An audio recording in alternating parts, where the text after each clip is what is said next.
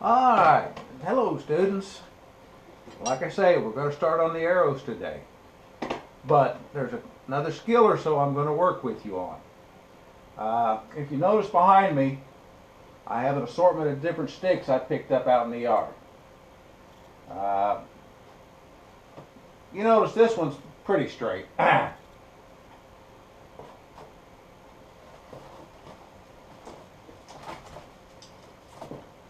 And you can see where this one's got all kinds of crooks in it.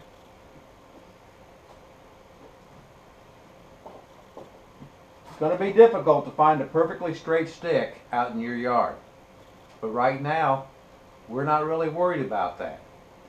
There's a couple other skills we're going to work on today and get you ready for actually carving out your arrows. One of them is kind of entertaining. Have any of you ever had a whipping? If so, is whipping a bad word? Well, in the terms of survival, whipping is a good term. This is an arrow I made out of one of these bent sticks. I've charred the point so it'll stick. And if you notice, I've made a notch in it. And you see the string around the notch? That's to keep my arrow from splitting. And that particular knot is actually called whipping the rope. And we're going to go over that today using my bigger rope and my friend my log. What I want you to do is you're going to lay your rope down on your log. You notice down here I've got a loop. And then we're going to start wrapping this log. And this is what you're going to be doing to your arrow. And you're going to be pulling it really, really tight.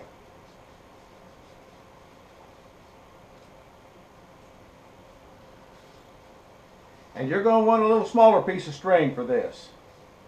But you're going to wrap it a whole bunch of times.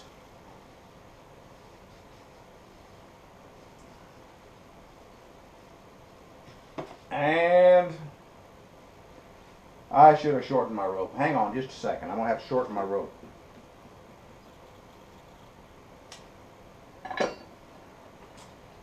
Alright, and once you've got it wrapped a whole bunch of times, you're going to tuck this in through your loop. And still keeping it tight, you're going to pull that one you started with until that one starts going up inside. And the farther up inside you get it, the better. That's called whipping. Well, let's see if we can go through it one more time.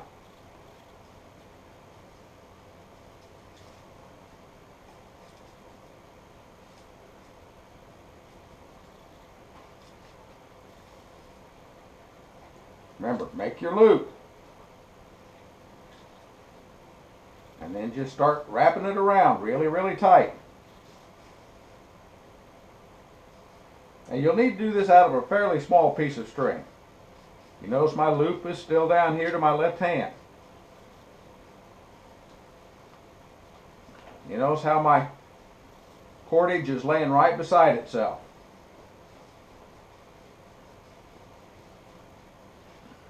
And once I get her all wrapped in there, stick it through my loop and pull my loop up inside. And what that's going to do is up near the notched end of your arrow, that's going to keep your notch from splitting out. Now, ideally, hang on just a second.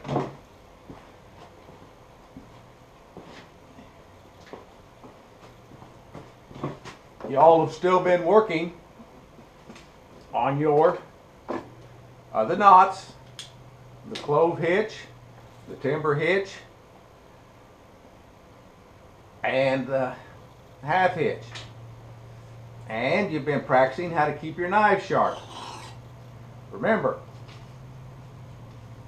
90, 45, 22 and a half. Use that as a practice angles. And that's the angle you want to get used to holding your knife at. And then just practice like you're trying to shave little bitty pieces off your sharpening stone.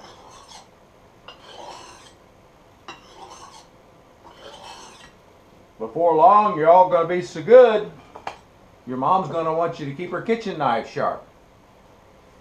And hopefully for the next lesson, we're actually going to start working on the notch.